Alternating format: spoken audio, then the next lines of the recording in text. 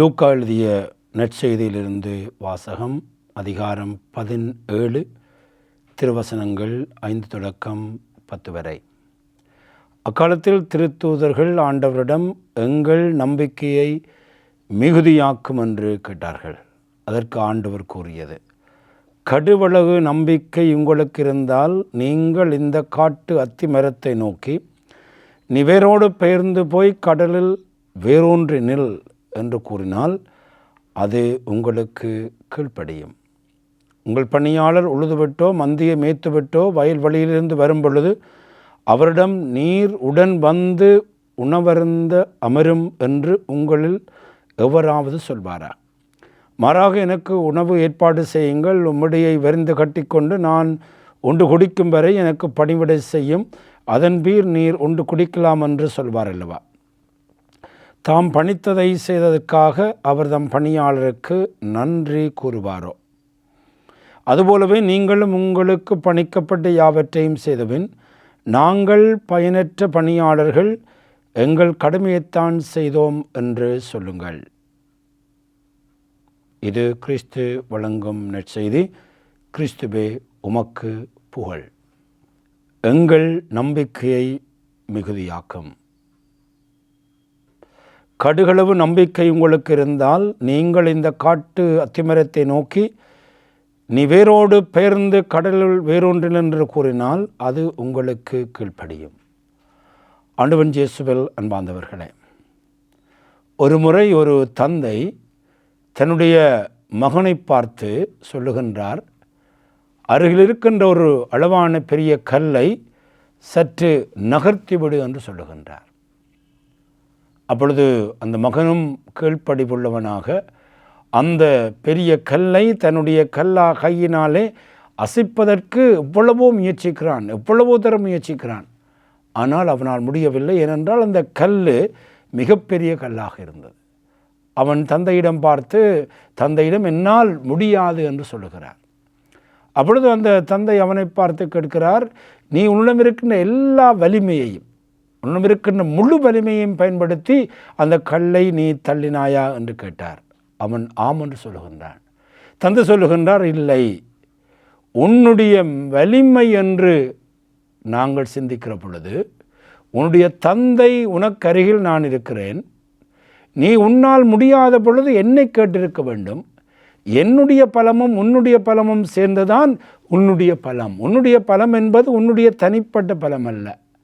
உனக்கருகில் நான் எப்பொழுதும் உதவி செய்ய, உனக்கு பக்கபலமாக இருக்க நான் உன்னுடைய தந்தை இருக்கின்ற பொழுது ஏன் நீ தனியாக அந்த கல்லை நீ தள்ள முயற்சித்தாய்? என்னோடு உதவி என்று வருகிற பொழுது, நான் சேருகிற பொழுது அந்த கல்லை உன்னால் தள்ள முடியும் என்று ஒரு மிக பெரும் ஆன்மீக உண்மையை அந்த தந்தை தன்னுடைய பிள்ளைக்கு சொல்லிக் கொடுக்கிறார். அதைத்தான் இன்றைய வாசகங்களும் நமக்கு கற்றுக் கொடுக்கின்றன. இன்றைய நற்செய்தியிலே திருத்தூதர்கள் ஆண்டவரிடம் வந்து கேட்கிறார்கள், எங்கள் நம்பிக்கையை மிகுதியாக்கும்.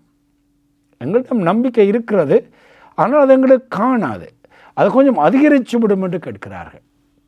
ஏன் இப்படி கேட்கிறார்கள் என்று நாங்கள் சிந்திக்கிற பொழுது, இன்றைய நற்செய்தி 17ஆம் அதிகாரம் 5 தொடக்கம் 10 வரையான வசனங்கள். ஏன் இவர்கள் இப்படி கேட்கிறார்கள் என்பதை புரிந்து கொள்ள வேண்டுமென்றால் 4வது வசனத்தை நாங்கள் ஆழமாக வாசிக்க வேண்டும். இயேசு தன்னுடைய சீடர்களை பார்த்து சொல்லுகிறார், ஒரே நாளில் ஒருவன் உனக்கு எதிராக 7 முறை குற்றம் செய்து அந்த 7 முறையும் உன்னிடம் வந்து நான் மனம் திரும்பி விட்டேன் என்று சொன்னால் நீ அவனை மன்னிக்க வேண்டும் என்று சொல்கிறார். மன்னிப்பை பற்றிய இயேசுவுடைய மிக ஆழமான போதனை. அதாவது எங்களுக்கு வாழ்க்கையிலே ஒரு முறை கூட மன்னிப்பது மிக கடினம். ஒருவர் எனக்கு எதிராக ஒரு முறை பிழை செய்கிற பொழுதே அவரை மன்னிக்க முடியாது என்று நாங்கள் தப்பட்டம் அடிக்கிற பொழுது 7 முறை ஒரு நாளிலே 7 முறை தவறு செய்கிற 7 முறையும் நீ மன்னிக்க வேண்டும் என்று சொல்லுகிற பொழுது சீடர்களுக்கு அது கடினமாக இருக்கிறது. எப்படி மன்னிக்க முடியும்? மன்னிப்பது மிக கடினம். ஆகவே தான் அவர்கள் சொல்கிறார்கள், அப்படி நாங்கள் மன்னிக்க வேண்டும் என்று சிந்தித்தால் எங்கள்கிட்ட இப்போ இருக்கிற அந்த நம்பிக்கை போதாது, அதை கொஞ்சம் அதிகரித்து விடும். அது நம்பிக்கை அதிகரித்து கொண்டு போகிற பொழுது நாங்கள் 3 முறை 4 முறை 5 முறை 7 முறை எங்களால் மன்னிக்க முடியும் என்கின்ற அந்த சிந்தனை போக்கிலே தான் இயேசுவிடம் வந்தவர் சொல்லுகிறார்கள், எங்களுடைய நம்பிக்கை அதிகரிக்கும் என்று ஆண்டவர் சொல்லுகிறார். நீங்கள் நம்பிக்கை அதிகரியுங்கள் என்று கேட்காதீர்கள். நம்பிக்கை இஸ் நாட் அபவுட் குவான்டிட்டி, ஒரு அளவை பொறுத்ததல்ல, அதனுடைய தரத்தை பொறுத்தது. It is about quality. நம்பிக்கையினுடைய அந்த தரம் தான் முக்கியமானது, அளவு அல்ல. ஆகவே சொல்கிறார், அளவை விட நாங்கள் பார்க்கிற பொழுது உன்னிடம் கடுகளவு நம்பிக்கை இருந்தால், கடுகை நாங்கள் பார்ப்பது மிக கஷ்டம், மிக குறியது. அவ்வளவு நீங்கள் விசுவாசம் இருந்தால் இந்த காட்டு அத்திமரத்தை நோக்கி நீ வேரோடு பெயர்ந்து போய் கடலுள் வேரூன்றி நில் என்று கூறினால் கீழ்ப்படி. ஒரு அதிசயமான வார்த்தைகள் என்பாந்தவர்களே. ஏன் இந்த காட்டு அத்திமரத்தை அவர் எடுக்கிறார் என்றால், சொல்லுவார்கள் இந்த மரங்களுக்குள்ளே இந்த காட்டு அத்திமரம்தான் அதிகமாக ஆழமாக வேரூன்றி மிகவும் ஆழமாக போய் வலுவாக நிற்கக்கூடிய ஒரு மரம். அந்த மரத்தை பார்த்து வேரோடு பேர்ந்து கொள் என்று சொன்னால், அவ்வளவு ஆழமாக அந்த வேர் ஒன்றினாலும் பேர்ந்து சொன்னால் அது அப்படியே பேர்ந்து போய் அந்த கடலுக்குள்ளே போய் வேறு ஒன்று நிற்கும்.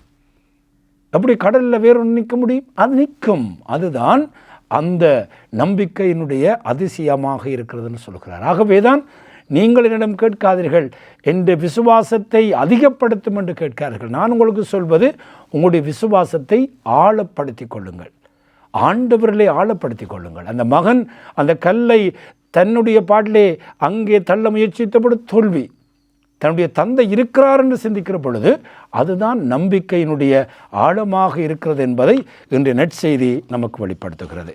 இதையே இன்றைய முதல் வாசகம் நமக்கு ஆழப்படுத்துகிறது.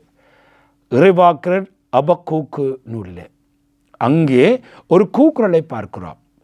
நாங்கள் வேதனைப்படுகிறோம், துன்பப்படுகிறோம், இவ்வளவு கஷ்டப்படுகிறோம், ஒவ்வொரு நாளும் உங்களை நோக்கி நாங்கள் புலம்பிக் கொண்டே இருக்கிறோம், ஏன் நீர் செவி சாய்க்காமல் இருக்கிறீர், இந்த கொடுமைகளை ஏன் எங்களை பார்க்க செய்கிறீர் என்று சொல்லி அவர்கள் பெரும் புலம்பல், முறைப்பாடு, ஆண்டவரை நோக்கி புலம்புதல். அவ்வாறு புலம்புகிற பொழுது ஆண்டவர் சொல்லுகிறார், நீங்கள் என்னை நோக்கி புலம்புகிற பொழுது உடனடியாக நான் வரப்போகின்ற கடவுள் அல்ல, என்னுடைய குறித்த காலத்தில் அதை நான் நிறைவேற்றுவேன். ஆகவேதான் நீங்கள் காத்திருக்க வேண்டும். காத்திருப்பதற்கு நம்பிக்கை தேவை. ஆகவேதான் சொல்லுகிறார், நான் சொல்லுகிற எல்லாவற்றையும் காட்சிகளை எழுதி வை, அது ஒரு காலத்திலே நிச்சயமாக நடைபெறும், அது நடைபெறும் வரை நீ எதிர்பார்த்து காத்திரு, அது நிறைவேறிய தீரும், காலம் தாழ்த்தாது. ஆகவேதான் இந்த உலகத்திலே நேர்மையாளர்கள் தம்முடைய நம்பிக்கையினால் வாழ்வார். ஆகவேதான் இந்த வேதனைகள் மத்தியிலும் நாங்கள் சபிக்கிற பொழுது ஆண்டவர் நிச்சயமாக தலையிடுவார், ஆண்டவர் நிச்சயமாக நமக்கு வெற்றியை தருவார் என்று சொல்லி பொறுமையோடு காத்திருப்பதற்கு எங்களுக்கு நம்பிக்கை தேவை. எங்களுக்கு பொறுமை இல்லை, எல்லாம் உடனடியாக நடைபெறும் என்று நாங்கள் விரும்புகிறோம். ஆனால் ஹபாக்குக் நூலிலே கடவுள் சொல்லுகிறார், நீ பொறுமையோடு இருக்க வேண்டும், நேர்மையாளரோ தன்னுடைய நம்பிக்கை அதனால் வாழ்வார் என்று சொல்கிறார். அன்பார்ந்தவர்களே, நாங்கள் இந்த ஹபாக்குக் வாசகத்தை எங்களுடைய இலங்கையோடு ஒப்பிடுகிற பொழுது 30 வருட போரிலே நாங்கள் வாழ்ந்தோம், கஷ்டப்பட்டோம், குளறினோம், அழுதோம், எத்தனை நற்கருணை ஆராதனை நடத்தினோம், எவ்வளவோ சபங்களை செய்தோம், யாத்திரை ஸ்தலங்களுக்கு போனோம். ஆண்டவரே எங்களுக்கு ஒரு சமாதானத்தை தாரும், இந்த மதவாதமற்ற இனவாதமற்ற ஒரு நாட்டை உருவாக்கும், இந்த நாட்டிலே நாங்கள் எல்லோரும் சமத்துவமாக வாழக்கூடிய ஒரு நாட்களை தாரும், அமைதியின் நாட்களை தாரும் என்று நாங்கள் எதிர்பார்த்து நம்பிக்கையோடு வாழ்ந்தபடியால் தான் இந்த நாட்களிலே ஓரளவுக்கு அந்த அமைதியை எங்களால் அனுபவிக்கக்கூடியதாக இருக்கிறது. இன்னும் சிறப்பாக இந்த பாதாள குழுக்கள், இந்த போதை வஸ்துக்களை பற்றி ஒவ்வொரு நாளும் இந்த செய்திகள் வந்து கொண்டே இருக்கின்றன. ஒவ்வொரு நாளும் எத்தனை கோடிகளை இந்த மண்ணிலிருந்து, இந்த மக்களிடமிருந்து அரசியல்வாதிகள் எடுத்திருக்கிறார்கள் என்பதை நாங்கள் வாசிக்க முடியாத கோடிகளை எல்லாம் நாங்கள் பார்க்கிறோம். இவ்வளவுக்கு இந்த நாடு குட்டி சுவராக மாறி இருக்கிறது. ஆனால் நாங்கள் செய்த அழுகைகள், இந்த கூட்குரல்கள், இந்த தென்பகுதியிலே கூட எளிய மக்களுடைய கண்ணீர்கள் எல்லாம் கடவுளுடைய சன்னிதானத்தை அடைந்த பொழுதுதான், நாங்கள் எதிர்பார்த்தோடு நம்பிக்கையோடு காத்திருந்தபடியால் தான் இன்றைக்கு ஒரு புதிய அரசியல் கலாச்சாரம், புதிய சிந்தனைகளை ஓரளவுக்காவது நாங்கள் காணக்கூடியதாக இருக்கிறது. ஏனென்றால் நாங்கள் எதிர்பார்த்து காத்தபடியால். ஆகவேதான் இன்றைய பதிலுரை பாடல் சொல்லுகிறது, உங்களுடைய இதயத்தை கடினப்படுத்திக் கொள்ளாதீர்கள், நீங்கள் ஆண்டவரிடம் ஒவ்வொரு நாளும் அவரை புகழ்ந்து பாடுங்கள், ஏனென்றால் அவர் எங்களுடைய மீட்பின் பாறை, அவரை புகழ்வாக்களால் நன்றி கூறுங்கள். இன்றைக்கு நாங்கள் இலங்கையில் நாங்கள் ஒவ்வொரு நாளும் ஆண்டவருக்கு நன்றி சொல்லக்கூடியதாக இருக்குது. ஏனென்றால் அவரே நம்முடைய கடவுள், நாங்கள் அவருடைய மேய்ச்சலின் ஆடுகள். ஏனென்றால் ஆண்டவர் தான் எங்களுக்கு எல்லாமாக இருக்கிறார். ஆகவேதான் எங்களுக்கு ஒரு எச்சரிக்கை கொடுக்கப்படுகிறது. அந்த விடுதலை பயணம் 17ஆம் அதிகாரத்திலே மெரிபாவிலும் பாலத்திலும் மாசாவிலும் உங்கள் இதயங்களை கடினப்படுத்தி கொண்டது போல நீங்கள் உங்கள் இதயங்களை கடினப்படுத்தாதீர்கள். அந்த மக்களுக்கு இறைவன் நன்மைகளை செய்தார், எல்லாம் செய்து கொண்டிருந்தார். அந்த நன்மைகள் ஊடாக அவருடைய நம்பிக்கை அதிகரிக்கப்பட்டிருக்க வேண்டும். ஆனால் அவர்கள் மற்ற வழியிலே போனார்கள்.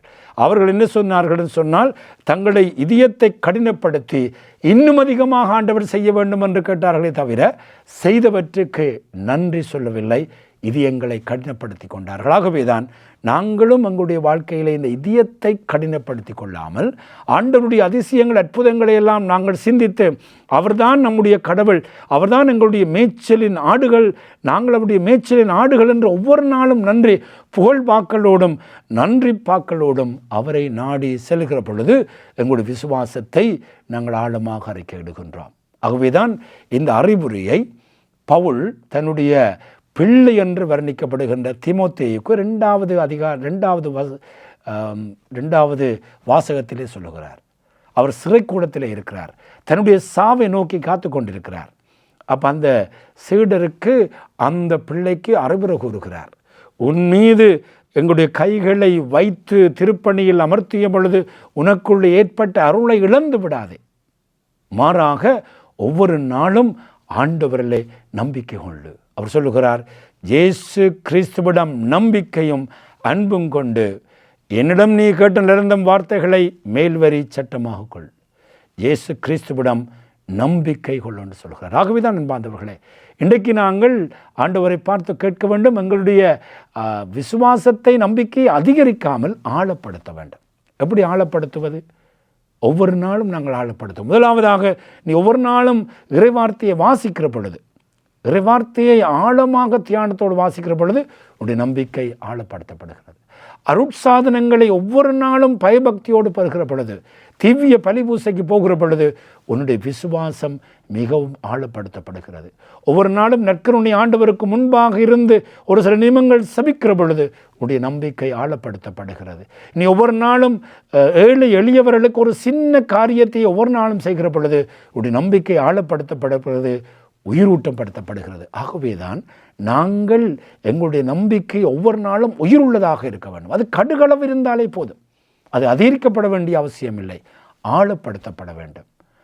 ஒரு முறை அன்னை திரேசாளிடம் ஒருவர் கேட்கிறார், அன்னையே, உங்களிடம் ஒரு அழகான பண்பு இருக்கிறது, எல்லாரையும் மன்னிக்கிறீர்கள், எதிரிகளையும் மன்னிக்கிறீர்கள், எப்படி உங்களால் மன்னிக்க முடிகிறது என்று சொல்லுகிற பொழுது அன்னை திரேசாள் சொல்லுகிறார், ஒவ்வொரு நாளும் நான் காலையில் எழும்புகிற பொழுது சுபத்தை சொல்லுகிறேன், ஆண்டவரே, எனது இதயத்தை உமது இதயத்தை போல் ஆக பண்ணியறலும். அந்த செபம் எனக்கு மன்னிக்கின்ற சக்தியை தருகிறது. இதைத்தான் இன்றைய வாசகங்கள் நமக்கு சொல்லுகின்றன. ஆகவே அன்பார்ந்தவர்களே, எங்களுடைய வாழ்க்கையில் ஆண்டவருடைய தந்திருக்கிற நம்பிக்கையை ஆழப்படுத்துவோம். ஆண்டவர் அதிசயங்கள் அற்புதங்களை செய்கிறார், காலம் தாழ்த்துவார், எதிர்பார்த்து காத்திரு, அது நிறைவேறும்.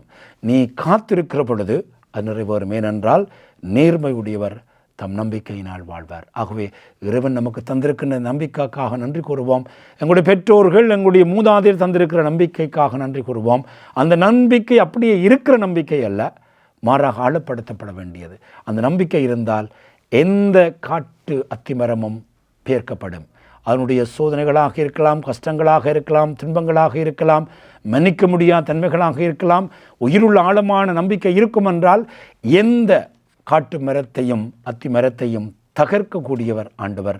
அந்த ஆழமான இந்த உயிரூட்டமுள்ள விசுவாசத்தை, நம்பிக்கையை இன்றைய நாளில் இறைவன் நமக்கு தர வேண்டும் என்று தொடர்ந்து மன்றாடுவோமாக. ஆமேன்.